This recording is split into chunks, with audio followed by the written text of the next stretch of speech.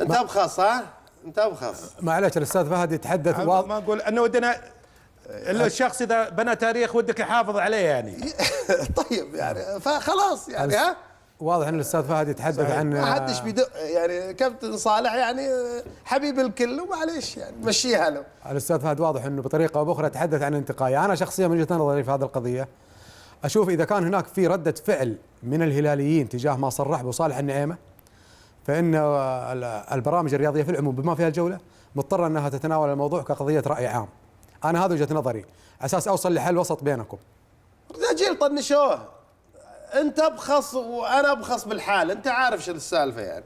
يعني لو سامي اللي قالها يعني ممكن تؤخذ شوي بجديه. معلش انا لي وجهه نظر في موضوع هو كابتن المنتخب ولاعب قديم. هذا السوالف القدام. انت شايلها في قلبك مع واحد من 35 سنه جاي تفرغها في الجوله في 2011.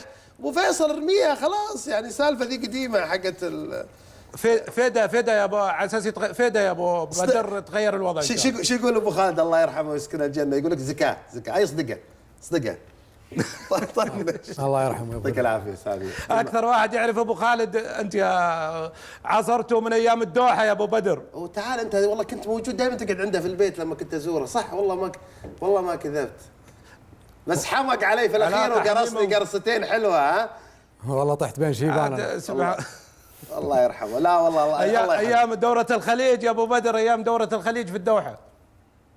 وش اللي شيبان؟ والله هو يقول والله مو انا. فهد طالع اللي عندنا هذا اللي تعرف للحين يطلع بتصريح عشان يسافر. وش اكبر مننا كلنا. قاعد انت تتذكرون شيء انا ما اذكره يا اخي. بالله كاس الخليج الله يغفر له، الله يغفر للميتين. قول امين. امين. شكرا لك فهد ابو فيصل.